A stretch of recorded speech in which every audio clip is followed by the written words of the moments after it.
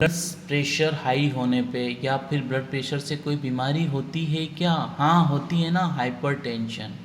जिसमें क्या होता है कि आपके है ना सिस्टोलिक और डायस्टोलिक में कंसिस्टेंट एलिवेशंस हो जाता है, जैसे कि प्राइमरी आइडियोपैथिक सेकेंडरी। तो इसमें क्या है कि आपके है ना इसमें एलिवेशन होगा, बढ़ जाएंगे। इसेंशियल हाइपरटेंशंस की बात करें तो बिनाइन या क्रोनिक हाइपरटेंशंस, जो कि आपके ब्लड प्रेशर में राइज हो जाएगा slightly to moderate and continues to rise slowly over many years.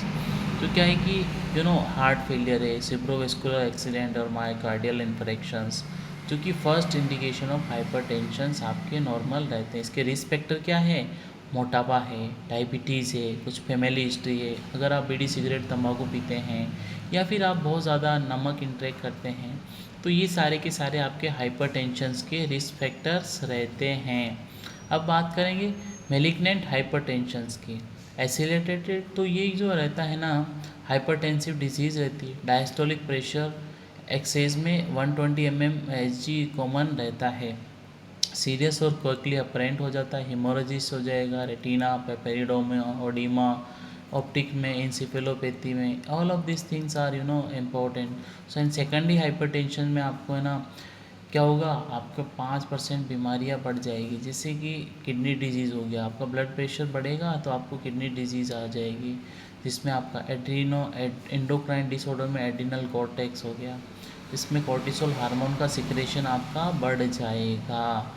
Cons disease भी कहते हैं। एडिनल मेडुला में क्या होगा, secretion of excess adrenaline and nor adrenaline, इसमें आपके एक्सेस सिक्रेशन एडिनलिन और नॉर एडिनलिन का शुरू हो जाएगा, जो क्या है कि ब्लड प्रेशर को बढ़ा देगा। फियोक्रोमा साइटोमा भी कहते हैं।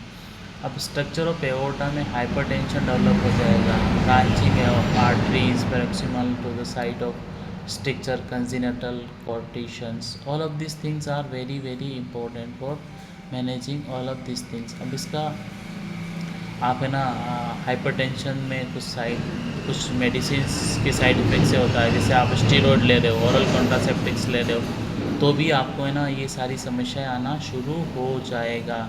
तो इसके कॉम्प्लिकेशन से क्या होगा कि आपका heart pressure, heart rate, systolic diastolic elevated होना शुरू हो जाएगी। ब्लड प्रेशर जो लॉन्गर है अनकंट्रोल होना शुरू हो जाएगा। आपका हार्ट फर्स्ट अफेक्ट करेंगे, फिर ब्रेन में अफेक्ट होगा। हार्ट में क्या होगा, कार्डियक अरेस्ट आने के चांस बढ़ जाएंगे। ब्रेन में ब्रेन स्ट्रोक है, सेरेब्रल हेमरेज है, तो ये सारी चीज़ें बढ़ना शुरू हो जाएगी। किडनी में किडनी फेलियर होने के चांसेस बढ़ जाएंगे, ब्लड वेसल्स फट जाएगी, तो ये सारी की सारी चीज़ें होने के चांसेस बढ़ जाएंगे। तो we have to take care all of this things, otherwise it should be very very complicated for us.